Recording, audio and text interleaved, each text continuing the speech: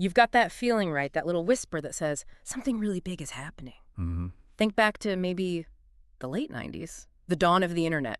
Well, that same kind of profound change is Right. definitely in the air now, and it's all centered around AI. That's a really powerful parallel, actually. Just like the internet wasn't some flash in the pan, right? Hmm. It fundamentally rewired, well, how we live, how we interact. AI promises a transformation that could be even bigger. And here's the thing that feels really different this time around. You don't need to be, some big shot venture capitalist on Sand Hill Road to get in on the ground floor. Exactly. For what feels like the first time, individual investors, maybe like you listening, have a genuine shot at being part of these really early AI companies. That's absolutely spot on. And that's really our focus for this deep dive, to give you a clear picture, a real understanding of how you can navigate this pretty exciting space. Yeah. Specifically when it comes to, well, investing in those brand new AI ventures. Yeah, breaking down what really matters. Right.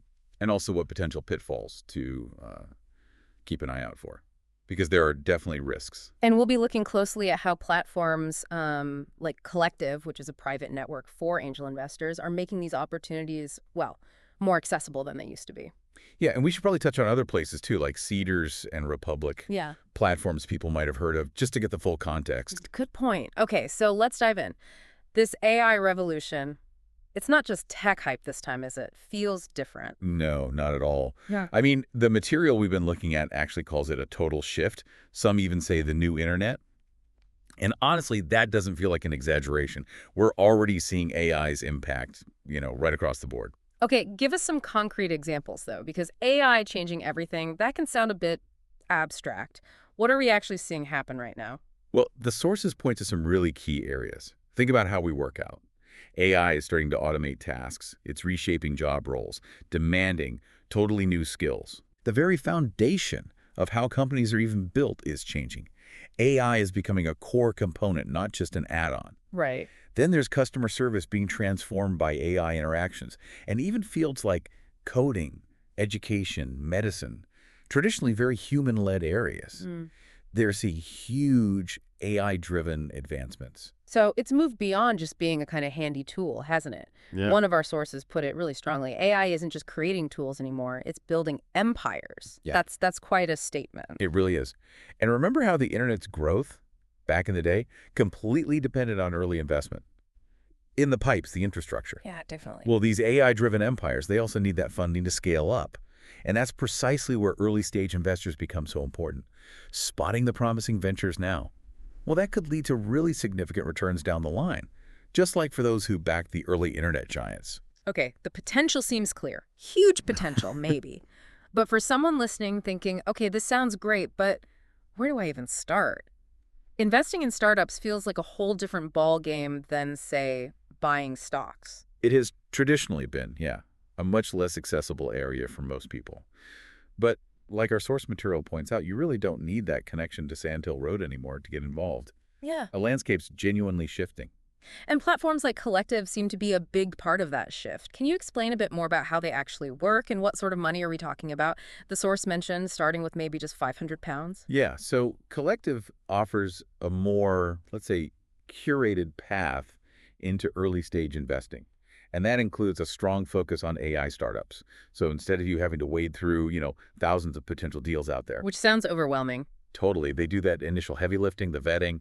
The material we looked at really highlights the sheer variety of AI startups they're seeing. Everything from B2B AI that automates whole departments within companies to AI in healthcare for helping with diagnostics, SaaS tools, using generative models, the tech that can create amazing images or text. Right, like Midjourney or ChatGPT tech. Exactly, that kind of thing. And even automation in what you might call more boring traditional industries. It's quite broad. So it's not all like sci-fi robots then. There are really practical here and now uses. Precisely. And look, while you might find some AI startups on the big public crowdfunding sites like Cedars or Republic, Collektiv's whole model is about filtering those down, presenting what they believe are the most promising, most carefully checked opportunities. And yes, The entry point, often starting from around 500 pounds depending on the deal, really does open it up to more people. That's a big difference. It is, and they also provide support, like resources to help you actually understand the business model, the team's background, their progress, what they often call traction, and crucially, the technology itself. That does sound a lot less intimidating than trying to figure out super complex tech and 5-year financial projections all on your own. But let's be really upfront about it. The risk factor, investing in brand new companies just sounds risky, and our source definitely didn't sugarcoat that. No, absolutely not. And it's so important to go in with your eyes wide open about the potential downsides. The source is very blunt. Investing in startups is high risk, full stop. Right. These are young companies. Realistically, many will fail. Some will just kind of stall out. Others might never even get their product off the ground. It's a completely different world compared to investing in, say, big, established companies. Yeah, the source specifically said it's not like buying shares in Apple. That really lands the point, doesn't it? So at this super early stage, what are you actually investing in? Well, primarily you're betting on the founders. Their vision, sure, but also their ability to actually execute that vision. Oh. You're investing in the timing. Is the market ready for this? And, of course, the viability of their specific technology. There are just a lot of moving parts that need to line up. Okay, so high risk, definitely a key theme. But the source did talk about ways to maybe approach that risk, to manage it somewhat. It's not just a blind gamble. No, definitely not a blind gamble. It outlines some really crucial strategies. First off, diversification. Absolutely key. Meaning don't put all your money in one company. Exactly. Spread your investments across several different startups. And maybe think about diversification in this AI startup world, not just as spreading bets, but as getting exposure to different ways people are tackling these big tech shifts. Interesting angle. What else? Thorough research is vital. And that's where platforms like Collektiv aim to help, by providing their own due diligence materials. But maybe the most crucial piece of advice the source hammers home is, only invest capital you can genuinely, truly afford to lose. That's the golden rule, isn't it? This really should only be a slice of your overall investment strategy, money you're mentally prepared to potentially never see again. Absolutely critical. But let's flip the coin. The potential upside, if things do go right, can be pretty significant, according to the source. Oh, absolutely.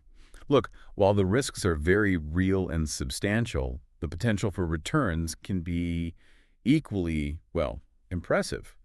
This source talks about the possibility of a successful investment multiplying your initial stake 10 times over, maybe even more.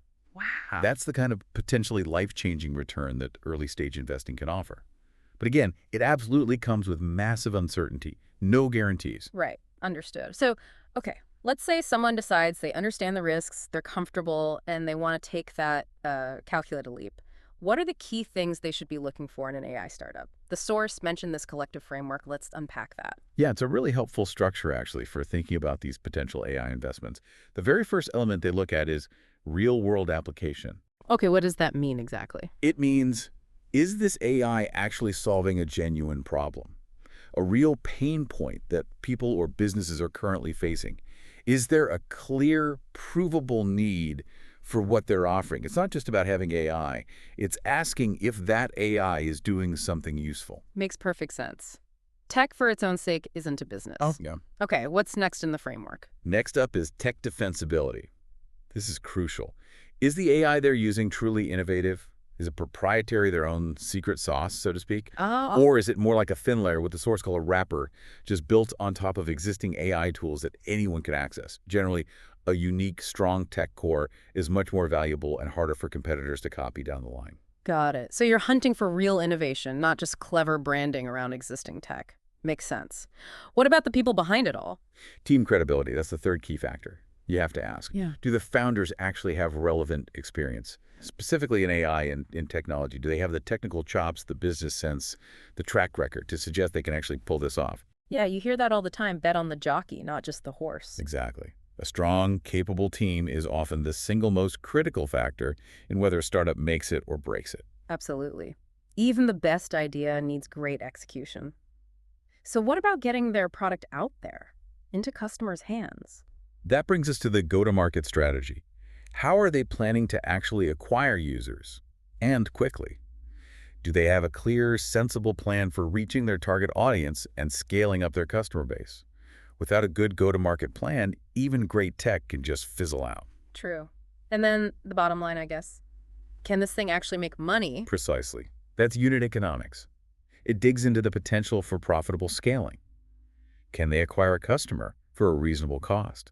And will that customer generate enough revenue over their lifetime to build a sustainable, profitable business?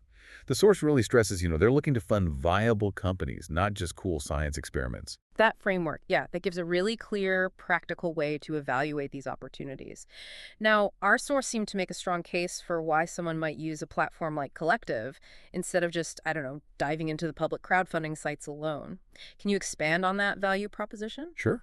The source uses this analogy. It's like being lost in the huge stock market without any strategy if you're just randomly browsing public sites. Collektiv positions itself as a curated space. Okay.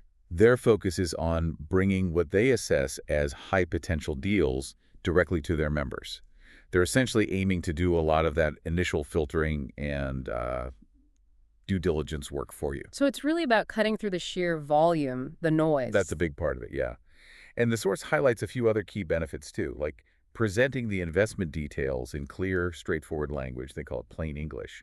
It makes it much more accessible if you don't have a PhD in computer science or finance. That's helpful. Definitely. They also provide ongoing updates on the companies you invest in, which is important. They organize webinars, Q&A sessions directly with the founders. Oh, interesting. So you get direct access. Apparently so. And they also foster a private community, a network of other investors on the platform. So you can share insights, ask questions. It sounds like it's aiming to be more than just a place to click invest then. It's more about building a community, offering support along the way. That seems to be the underlying goal, yes. The source even talks about it like building a movement, individuals coming together to invest in innovation. It's really about democratizing access to these early stage deals and creating a more informed, maybe even collaborative investment environment. Right. So, okay, to sort of wrap things up here, what's the single most important takeaway for our listeners from this deep dive? I think the core message really is that the chance to invest in the very early stages of this AI revolution, it's now genuinely within reach for a much broader group of people than ever before. It's not just for the insiders anymore. And platforms like Collektiv using frameworks like the one we discussed are a key part of making that happen. Exactly. They're empowering more individuals to actually participate, to understand what they're investing in. Okay. And for someone listening now who's thinking, all right, I'm intrigued, maybe I want to explore this, what would be the next logical step based on what we've discussed? Well, the source suggests a few things. One is obviously exploring joining the Collektiv waitlist or becoming a member. Usually there's a link provided for things like that. Mm-hmm. It also really emphasizes starting small, maybe with that 500-pound figure we mentioned, just to get your feet wet and learn the ropes. Right, test the waters. Yeah. And they also mentioned a future resource, like a video or guide, that will actually walk through a real AI startup evaluation using their framework. Watching something like that could be a really practical next step. So it really boils down to education first, then taking those initial informed steps. It's not about just chasing the hype, is it? It's about really understanding where innovation might be heading and finding a way to participate thoughtfully. Precisely. It's about recognizing that, yeah, a pretty significant technological shift is underway, and then strategically thinking about how you might position yourself to potentially be a part of that future. It's powerful stuff. And our source leaves us with that really quite provocative question at the end, doesn't it? The next generation of innovation is already here at work. The question is, will you own a piece of it? It definitely gives you something to think about regarding your own role in this changing landscape.